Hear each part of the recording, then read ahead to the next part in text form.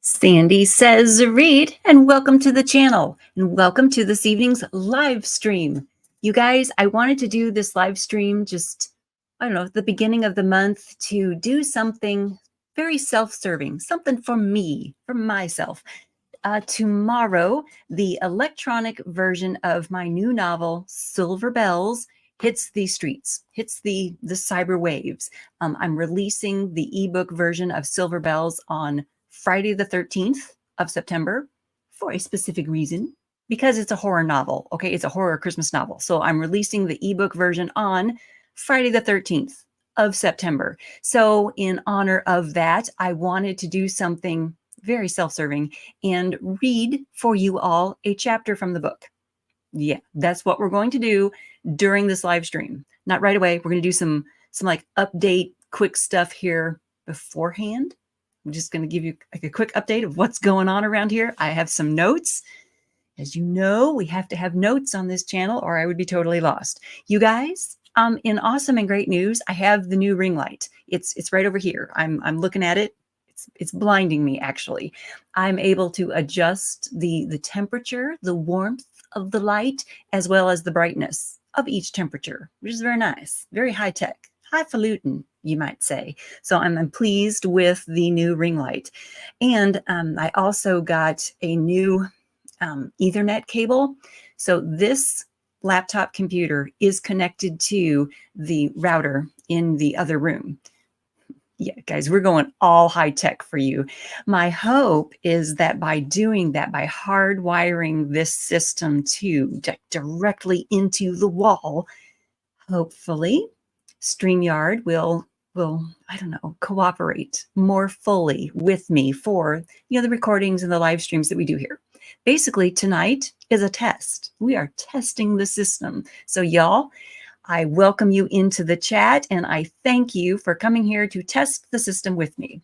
We're testing my own stuff with the system. There is going to be a live stream later this month on the 26th with the author Nessa Brown. And I thought, I don't want to have like hiccups and flubs and buffering problems happening with yet another interview on this channel. I want to get this a little bit more professional. So we're going to try this out tonight. We'll see how it goes. And hopefully I will have bugs and kinks worked out before Nessa is on the channel. We'll see. Okay, so the ring light, we're hardwired. I even bought a little adapter because, I have a MacBook Air. It is a MacBook Air, right? Yeah, MacBook Air. Yeah, that's the type of laptop that I use to do all this stuff. And it has no fancy ports to plug stuff in. So I got the adapter, all that. And all that stuff is why I'm not able to eat food this week. Yeah. I can either afford electronics and equipment for this channel, or I can afford food, not both. So I'm eating crackers and trying to survive. There you go. It'll be fine. Payday is coming and everything will smooth back out. It'll be fine. I also wanted to mention, before we dive into Silver Bells, I wanted to mention that I did a video here on the channel recently about marathon writing. Okay, that will come into play in a minute when we start talking about Silver Bells.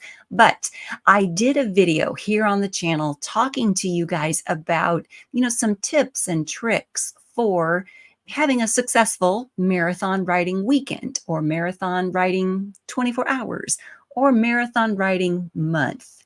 You guys, when I prepared that video for you, it was prior to the Labor Day weekend's 3-day novel contest. Okay. And I think that over that weekend, or like a day after, right around that weekend, National Novel Writing Month's organization, they're a group that runs that thing, released a statement about the use of artificial intelligence instead of your own creative brain. And the internet went crazy and everything went a little wacky, crazy. And oh my goodness, I just want to state for the record that I am officially done with NaNoWriMo. I mean, I had some misgivings about their handling of some alleged issues that took place with some of their moderators, some alleged issues that were not Great. I'm going to leave it at that. You guys can go down that rabbit hole on your own. I had some issues with that. I had some problems with that. I was under the impression that they had cleaned house and those issues were put to bed. I was willing to give the organization a second chance, thought I might come back to NaNoWriMo this November. Perhaps I might. Done. I'm done with NaNoWriMo. You guys, I'm done with it. I'm done with that organization. I'm done with it. Is my opinion that if you're going to use artificial intelligence instead of your creative brain, you are robbing yourself of the creative process, the creative endeavor, the human experience. And I think it's ridiculous. I also think it's ridiculous the way NaNoWriMo went about trying to look like they were taking the high ground in the whole argument. There are people on this YouTube platform who have made oodles of arguments in favor of ditching NaNoWriMo. There are people who have gone over the NaNoWriMo statements ad nauseum. I don't need to go over it again for you. Those things are out there. You can look them up. You can go down that rabbit hole too. I'm done with NaNoWriMo. And I just wanted to state that here. And I think I will go back to that video and put a statement in the drop-down box, in the information box below that video, just so I'm very, very clear that I'm no longer doing NaNoWriMo. I don't support them. I don't want to promote them in any way, shape, or form. Done. Now, shall we get into talking about silver bells? And there's a reason that I wanted to mention the marathon thing in connection with silver bells. We'll talk about that. All right, so Silver Bells, A Christmas Horror Story by Sandy Lender. This is the book that is going to be available in electronic platforms tomorrow, which is Friday, the 13th of, hang on, I've got a thingy that I can put here on the screen for you.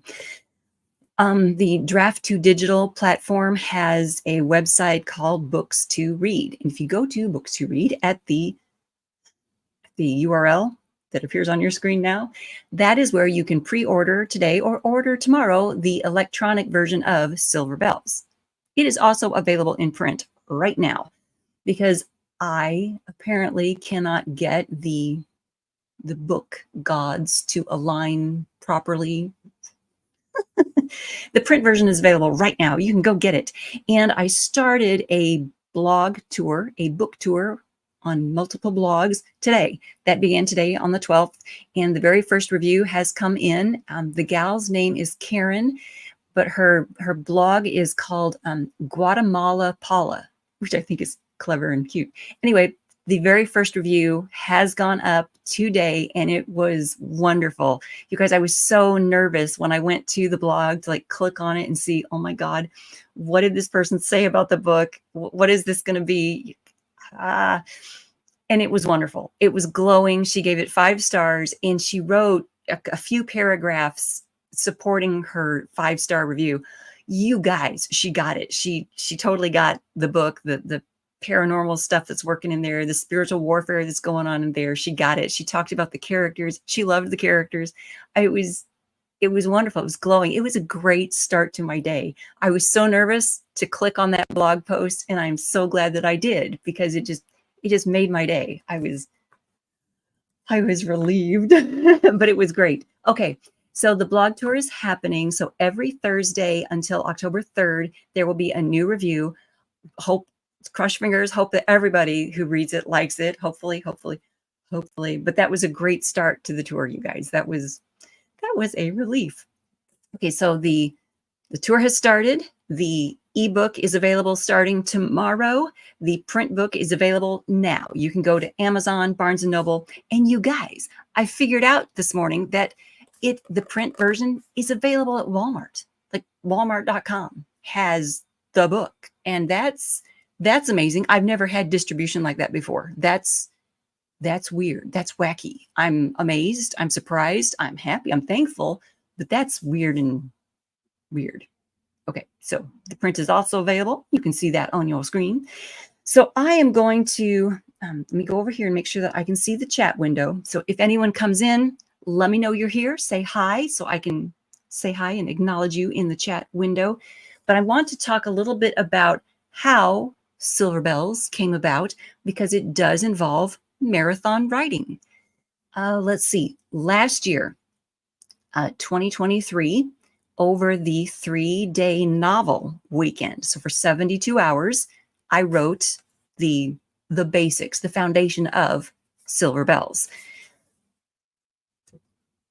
It did not win the 3-day novel contest. I finished it up. I got it sent in. I don't remember now how many words I had written at the end of that 72 hours. I don't remember how many words it was. I mean, it's pretty significant. How many pages do we have?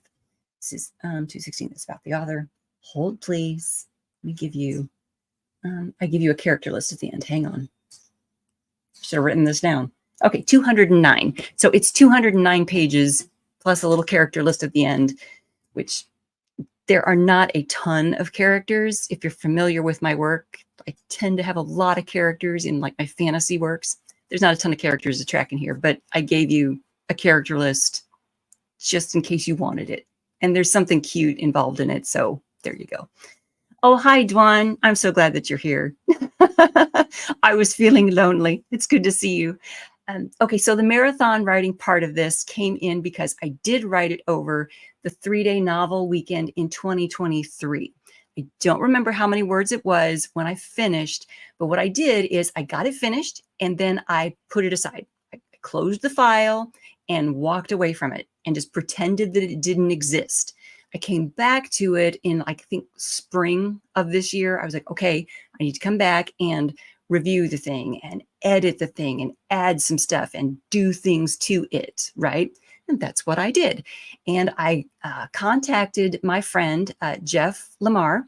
We've talked to him here on the channel. We did an interview with him. I talked to him and I'm like, hey, can you put me in touch with your editor? Because he has an editor for, I think it was the Christmas Cabin that I wanted to, get in touch with. Can I reach out to that person and see if they're available to edit a horror novel for me? Yes, Danny was available. Price was right. I'm like, here's my manuscript. Please help me. And Danny was able to find just the craziest, wackiest crap that I was doing wrong. You guys, here we go. Let me just confess, I have this weird habit of leaving prepositions out of statements. Like when I speak, and I do this when I write, I will say a couple items are missing instead of saying a couple of items are missing. And I was making that colloquialism happen with every single character in the dialogue. Every single character in this book had that colloquialism happening. And Danny caught it and he's like, what are you doing? So he was fixing it for me. And I thought, you know what? That is a weird style of speaking that I want to leave for one of the characters. So I left it for Candy Harris. I left it for her. Everyone else, I fixed it. Yeah. So but Danny helped me find crazy, weird crap like that I was doing. Right. So we fixed things. What else? Dwan says, you write like you speak. Yeah, it happens to all of us, right? We write the way we speak. And there's different dialects, there's different colloquialisms, there's different just little sayings that happen in different parts of the country, in different parts of the world, right? There's a Criminal Minds episode where Spencer Reed is figuring out that there are two different unsubs because of the way they're writing in a journal. There's that patch of grass between the sidewalk and the street that in some parts of the United States, it's called the Devil's Strip. And I don't remember what it's called in other parts of the United States. I don't remember, but Spencer Reed he was explaining to the cops. He's like, okay, one of our unsubs is calling it the Devil's Strip and the other unsub was calling it something else. And that's how he figured out, okay, you've got two unsubs writing in the same journal. Yeah. So yeah, you're absolutely right. We all talk in different ways. Okay, so that's how Silver Bells began and was edited and was fixed up and brought to you all. So now what I want to do, you guys, is read for you chapter 1. I just want to read chapter 1 for you guys. And I had planned to practice I don't know if you guys are aware of this, but when I do like author readings out in public, I will print out the manuscript part that I'm going to read, and I will practice reading it to my birds because they like the interaction. But I'll practice reading to them. As you're aware, my printer is possessed. I could not print it out, and I had no time. So I'm just gonna read this off the cuff. If I fumble my words and screw up, I apologize now. I will try to slow it down and just read for you guys. You're getting a free chapter. This is chapter 1 of Silver Bells, A Christmas Horror Story by Sandy Lender. A string of hollow sleigh bells thumped against the wooden door to announce Ivy Light entering the Under the Mistletoe boutique. As disappointing as their non-jingly thunk was, it assured the rest of the shop's center stage. Cinnamon and nutmeg blasted Ivy before she crossed the threshold, stomping her tennis shoes on the forest green mat. It quickly collected snow and muck between rows of scratchy green brill that led to what looked like a grate below. Efficient. Karen Carpenter soothingly wished her Merry Christmas and Happy New Year, too, from overhead, before a woman called, "Welcome to Under the Mistletoe." The voice forced joy from the depths of artificial trees, 4-foot-tall painted nutcrackers, and freestanding shelves overflowing with garland and trimmings. The explosion of red and green consumerism inside the fragrant store hid the disembodied voice. Holy cow, I'll never get out of here. What can I help you find? The voice's owner stepped from an avenue of shimmery golden fairy lights that appeared to lead toward the front counter. She wore a more Halloween-inspired getup than anything befitting the winter wonderland atmosphere around her, complete with wiry gray hair under a black beret. "Hi there, I'm looking for wine to take to a friend's house." Despite the look of cosplaying an old crone, the shopkeeper tilted her head with a youthful manner. "I've got what you need, back here." Ivy followed the small, sweeping gesture of the woman's black skirt as she swirled toward another trail through trees draped with monochrome bulbs. How many different shapes and sizes of red decorations did sweatshops in China export? "I also have gorgeous wine glasses that make lovely gifts," the woman chatted as they meandered through the ornament forest. "I splurged and stocked some that have sterling silver stems." "Wow, that sounds perfect for the clientele around here." Ivy struggled to think of something nicer to say. She hated shopping during calm and non-busy times of the year for a few reasons. Chatting up commission-based workers was one. She never knew what the right blend of polite yet non-committal conversation would be. For example, right now, all she wanted was to buy a bottle of not too expensive wine to take to her best friend's house so she could hand it to Candy's husband as she walked in the door. This would solve two things. It would be a thank you for inviting me gift and a peace offering to Arthur. I said, "Are you looking for something dry or sweet? A dessert wine?" "Oh, sorry, I was daydreaming. I haven't quite decided. Let me just stare at them a while." The woman's smile turned from pleasantly sales-oriented to terse. "Great, I said the wrong thing." "Of course, the Merlots and Cabernets are here in front of you." Her slick sleeve drew Ivy's eye along her arm and down a long black fingernail pointing toward a display of silver candlesticks, bells, picture frames, and baubles. "The Chardonnays and other white wines are by the fine silver gifts." She spoke, the carpenter tune overhead cut off mid-note, and a pair of handbells began chiming the introduction to an old standard. Marilyn Maxwell's voice sang Silver Bells over them as the shopkeeper continued. "Just beyond the silver gifts are some Grenache, our dessert wines, and some specialty wines." Ivy tried to brighten her own smile, hoping to repair whatever offense she'd offered to this woman who looked somehow familiar. Maybe she'd offended so many of these poor shopkeepers that they all started to look similar when disappointed. "Thank you. I was told this shop had the best selection if I wanted an impressive gift. Thank you." The woman's countenance didn't improve. "Of course," she repeated. "I'll be at the front if you realize you need help." Ivy took a beat to consider the strange wording as the woman disappeared into the menagerie of holiday madness. Wow, get wine and get out.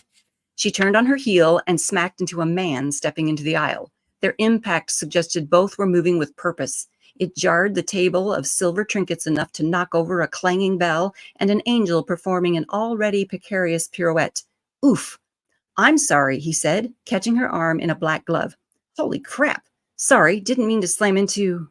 Now here was something interesting. Ivy had plowed into a handsome fellow whose expression morphed from concerned to amused. Wait, is he wearing a top hat? What the Charles Dickens is going on in this store? His smile widened as if he understood why she lost her train of thought. Please tell me I didn't hurt you, he said. I'd hate to get sued so close to Christmas. I look litigious? She asked aloud. God, his eyes are actually lit up teasing me. How is that possible? Is this a Hallmark movie? I beg your pardon? Oh, God, I said that part out loud, didn't I? I'm pretty good at saying the wrong thing out loud. It's just that, think fast. You're wearing a top hat in the year 2024 of our Lord. He laughed lightly. Nice one. You could have joined us in Carol Merrick's play. I've come from a small town production of The Christmas Candle where I was an extra. Interesting. Isn't it a bit early in the evening for small town productions to be over and done and the cast and crew to be out shopping? He released her arm to answer, and she wondered if the far too flimsy cardigan she'd worn for driving made her look frumpy. Of course, that thought probably motored through her brain because his hand had lingered with the sort of slow drag that suggested he memorized the contour of her wrist. One would think, he agreed, but these small towns can't be inconvenienced for the arts. He lowered his voice conspiratorially. The elite have balls and soirees to see to in the evenings. She liked this banter with a stranger. He apparently had the same opinion of Reindeer Creek as she. It was overstuffed with new money and the socialites who enjoyed flaunting it. Ivy didn't have the kind of holdings that afforded a home in Reindeer Creek, be it new or old money. The elite parties are exactly why I stopped to buy fancy wine, she admitted. I'm going to a friend's house for the holidays and wanted something impressive in my hand when I appear on the doorstep. Really? This will sound like a complete pickup line, but I'm here for the same reason. A pickup line? If only. Look at yourself in the mirror, dude. Bring on all the pickup lines. She missed the beginning of his explanation, but distinctly heard, even if I'm only there to guard the families, I thought I should have something impressive in my hand when I, how did you say it, appear on the doorstep? Wait, you're a guard? Like with the police? Private security, but I've only worked for him for about 6 months. Something about 6 months of private security tickled the back of Ivy's mind with familiarity. So it's nice to be considered part of the family for the holidays, even if it means posing as an extra in a play for the elite, he finished. She could feel her lips exposing her teeth with a crazy grin on her face. I'm kind of sorry I missed it now, but I had a couple of errands to run before I got into town. Recognizing her complete discomfort and need to busy her hands, she reached to set the angel to right on the table next to them. Couldn't fit local theater in my schedule today. Here was the part where she buried her emotions and pretended it didn't still hurt to stop by her parents' graves on the way to visit old friends. Pity, he said. I bet I could have had you added to my guest list. You know, free ticket to the show and all that.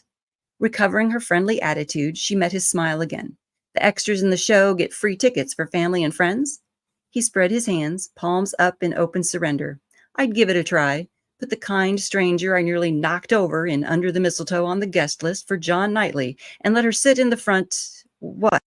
Your name is John Knightley? His lips smoothly curved into a half smile as if he had practiced the following conversation 100 times over the years. Yes, my lady. Like the character in the Jane Austen novel. Ooh, I like that you referenced the novel and not the movie, but I don't claim to be half as good as the gentleman Miss Austen created. The hat and gloves work so much more at this point. I'm intrigued, but also on a timeline. I've got to purchase wine and move on down the road, or my friend will wonder if I programmed the GPS wrong. He nodded once, bowing his head in character. Hopefully I'll see you at one of the balls or soirees instead, if you're in town for the duration. The duration? Of the holidays. She grinned some more. Yes, I'm staying with my friend for the duration. I hope you don't mind me saying you look extremely familiar for someone who's come from out of town. When you smile, I could swear I've seen you look at me like this before. Was that supposed to sound like a complete pickup line? She asked. He's freaking blushing. Oh my God. No, I hadn't intended to sound, I wasn't trying to make a move in the too dark wine section of a specialty shop. It's just that I could swear I recognize you from somewhere. She shook her head slightly. First time in Reindeer Creek proper. In fact, I'm using this stop to grab wine for my friend and to reprogram the GPS to make sure I can get to her house without getting lost. It pleased her that he remained friendly, not creepy, while they picked out a dessert wine they both thought would make a good statement upon entering someone's home. It was not so pleasing that he left the boutique with a flirtatious tip of his hat and "Have a Merry Christmas, Miss," before leaving her with the odd and still offended shopkeeper. "Is that all you need?" the woman asked coolly. I think I want to get this little dancing angel I saw back there for my friend. Give me just a second. Oh, and do you gift wrap?" The woman snickered. "Sure, it'll only take a minute and you can be on your way." There we go. That is chapter 1 of Silver Bells, A Christmas Horror Story by Sandy Linder, which you can pick up wherever fine books are sold. I know it has a meet cute, but you guys, it's not a romance novel. It is a horror novel. And there we go. I want to say thank you to everyone who tunes in. Thank you to Dwan for, oh, you enjoyed that. Oh, good. Thank you. I'm glad. I got to tell you, I was so nervous about the first review that came in this morning. I was a nervous wreck clicking on that blog. So yeah, I'm glad that you enjoyed that. That is good. Thank you. I'm glad that the first reviewer enjoyed it. That is good. We'll see how it goes. This tour is going to be, it's going to be nerve-wracking. You guys, you got to understand, I have imposter syndrome in a big way. So hopefully the tour goes smoothly. Hopefully you guys out there can, grab the ebook or the print book and let me know what you think. I want to thank you all for tuning in. And we will, thank you, Dawn. I appreciate that vote of confidence. And you guys, thumbs up for Christmas horror stories, because we all need a little horror around our Christmas. Thank you so much for tuning in. I'm going to end our stream, and I will see you guys in the next one.